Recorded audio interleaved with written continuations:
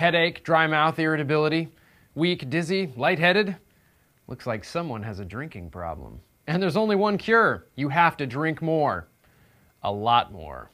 But not like way overboard too much. You have to keep it sensible, under control. Because if you drink like 3 gallons in a day, it can kill you. Water is just funny that way. What, you thought I was talking about something else? It's estimated that 3 out of 4 Americans are chronically dehydrated. It's not really surprising though, by the time most people feel that dry mouth, thirsty feeling, they've actually been dehydrated for quite some time. And some people's thirst reflex is so weak that it actually gets mistaken for hunger. It's estimated you lose a little over 2 quarts of water throughout the day just doing the things you do normally.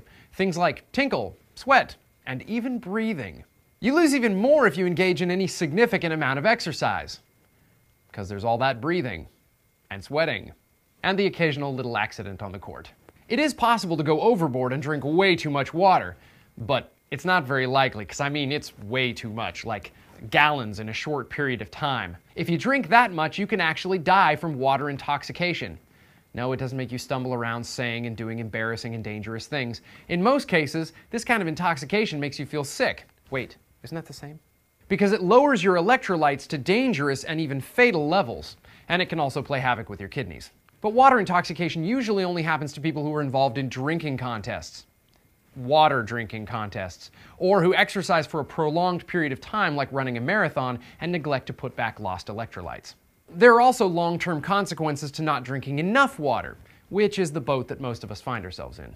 So how much is enough? If you measure it in 8-ounce cups, around 9 per day for women and 13 for men. Now, if that sounds like a lot compared to what you're drinking, then you're probably one of those chronically dehydrated types.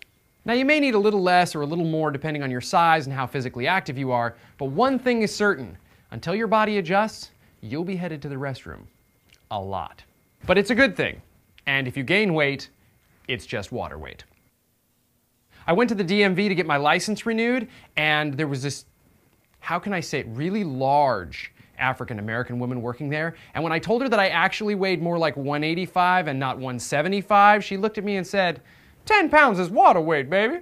And when you consider that 60% of your weight is water, it's true.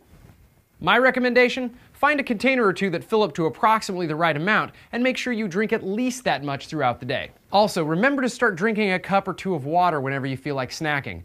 In most cases, it just turns out you were thirsty anyway. And it helps keep you from overeating, which is another thing most of us do. So, here's to your drinking problem. Bottoms up.